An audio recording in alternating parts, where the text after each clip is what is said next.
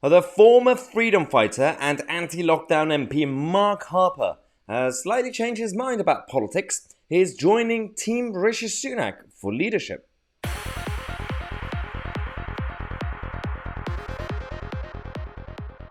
Hello everyone and welcome to the first video of the day. We have a lot of videos today, so before you start leaving comments saying talk about this thing that Liz Truss said, talk about this thing that Penny Mordaunt said. I'm going to make all those videos throughout the whole day. Every half an hour we're going to come to you guys. But first let's talk about Mark Harper. Slightly disappointing, his decision to back Rishi Sunak, the man who not only destroyed the economy but kept pushing for lockdown after lockdown and 6 p.m. A group of 6 and 10 p.m. curfews and table service and all that nonsense that didn't really work. Mark Harper at the time was criticizing the government. Now he's backing the same man behind those policies. He's saying that our next Prime Minister must rebuild trust. I'm backing Rishi Sunak to give our United Kingdom the serious, competent leadership we need. It's fascinating, his tweet. Look at this. The reason he's backing Rishi Sunak, he says, is to restore trust, rebuild the economy, reunite the country, and win the next election. I did some digging. I did comprehensive research to find out whether there are any other candidates who are standing not to do any of these. Well, it makes no sense. Every single candidate standing for leadership of the Tory party right now wants to restore trust, duh.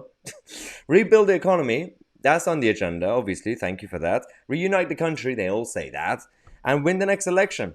I'm still waiting to find a Tory candidate who says, I'm standing for leadership, but don't really want to win the next election. This is not a good reason to vote for Rishi Sunak, Mark. It's not good enough. I'm ready for Rishi. Firstly, they stole this slogan from Dominic Raab, who had a campaign called Ready for Raab, and he stole it from previous presidential campaign about candidates, and it's boring. Everything is boring, considering that Team Rishi are a bit dodgy, Rishi Sunak's campaign team, considering they already bought the domain for their website ages ago, months ago, to prepare for this chaos. Instead of spending time actually rebuilding the economy, as he claims, they were too busy preparing their campaign teams to plot against the sitting prime minister to kick him out so that they could launch their own campaigns. Lovely, isn't it? If you want to restore trust, maybe don't be a two-faced politician. I know you all are two-faced politicians, but this is slightly going too far. Now, speaking of Rishi Sunak's dodgy campaign, there's also a lack of competence going on slightly. So his team have been sending around these graphics for MPs to endorse them. And in that email or memo, they've been saying, okay, so they literally said this, and Paul Maynard accidentally copied and pasted that text saying, if you're happy, can you tweet and include the hashtag ready for Rishi and crucially the website readyforrishi.com and then your infographic below. And then they just copy and pasted the exact same text. Oh my god. Okay, I mean, mistakes happen. Of course mistakes happen, but you expect better competence from our politicians, public servants. Seriously, don't just go with the generic copy and paste issue, but to be balanced. The other side of the political spectrum are having a slight meltdown.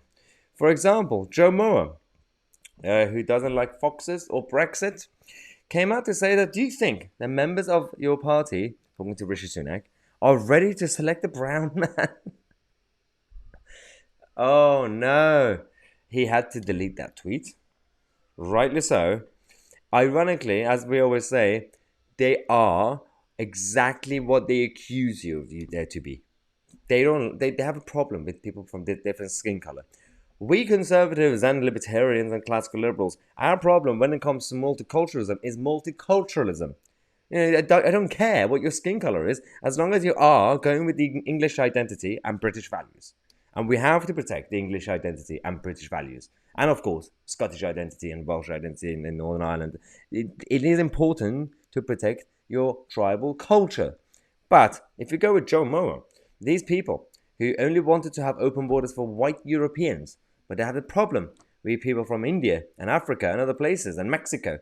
So these people are not your progressive liberals. They are regressive illiberals. Now we're going to come back. We're going to take a quick break. We're going to come back every half an hour today to give you more updates on each candidate. And there's so many videos, so I'm going to have to leave some of them for tomorrow. And next one is going to be Suella Braverman and her idea regarding the European Court of Human Rights. Subscribe to the channel on my TC, and we are the media.